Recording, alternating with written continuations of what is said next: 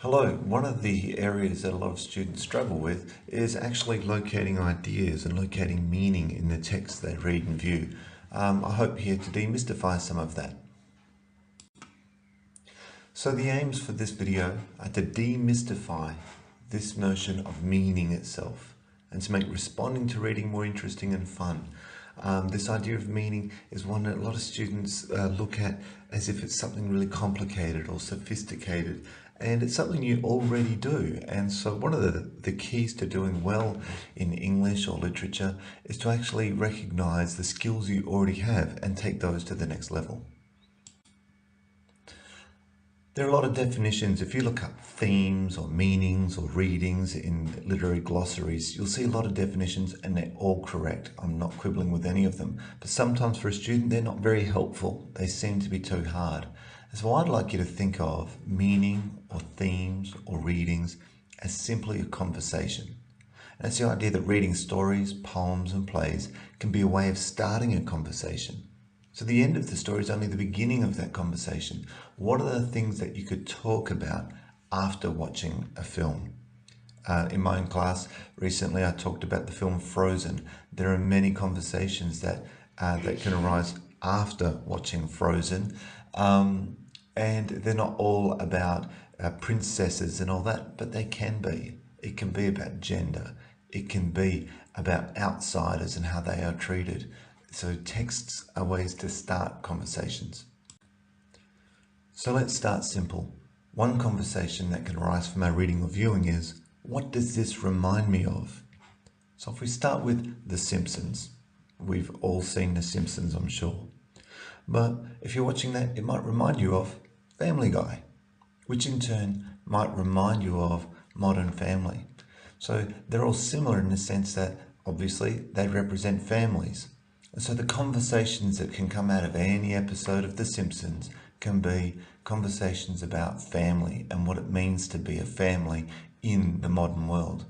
And that by looking at other texts now, we can have these other conversations.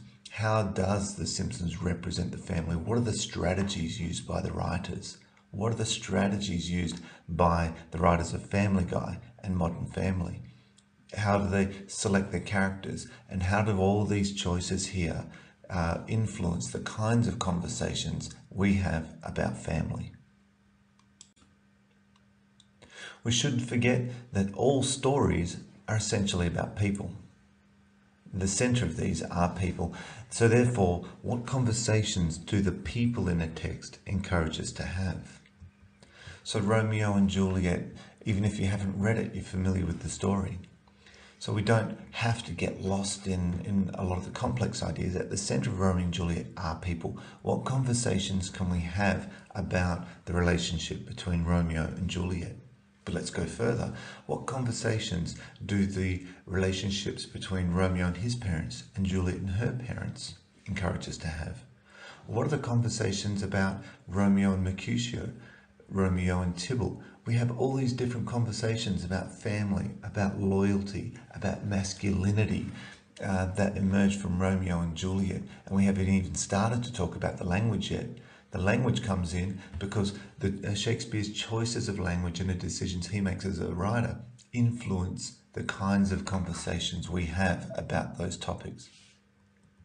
Something more recent, The Hunger Games, whether the films or the books, encourage us to have conversations about people. In particular, you might look at people in power. What conversations about power and authority emerge from Hunger Games? What conversations about entertainment come out of Hunger Games? Hunger Games remind the early question about what does it remind me of? Hunger Games reminds me of current texts like Big Brother and Survivor. It reminds me of an earlier film with Arnold Schwarzenegger called The Running Man. And so when I bring all these together, there's this larger conversation about entertainment and our enjoyment in the misery of others that particular text encourages us to have. One more conversation is about genre. What kind of story is this? What kinds of stories are encouraged by texts in the same genre? So if we read a range of horror stories, what conversations come out of reading horror? watching horror. I can tell you, if you're watching our horror films, there's a big conversation to be had there about gender or race. You'll find in traditional horror films that women are invariably the victims. And if you take the Halloween films, that any woman who is not chaste is bound to be a victim of crime in a horror film. What conversations are had in romance films? What conversations are to be had in war films? War films are particularly good because you get war films that overtly are anti-war. There are films that overtly revel in war, like, say, Rambo 2. But then you get films that are a bit each way. If you were to watch Platoon, it's overtly an anti-war film.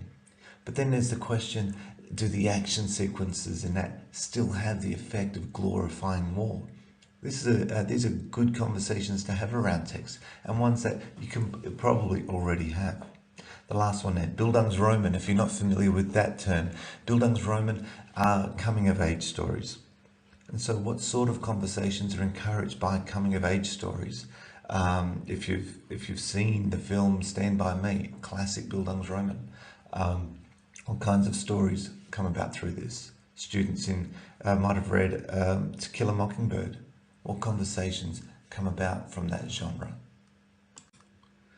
And so congratulations. The conversations you've had from your reading and viewing are what the literary elites call readings. You've been doing it all along. You've just been overestimating how hard it is. It's not that difficult if you simplify it down to this level of it's simply a conversation. So go out, buy yourself a turtleneck, and enjoy being one of the literary elites.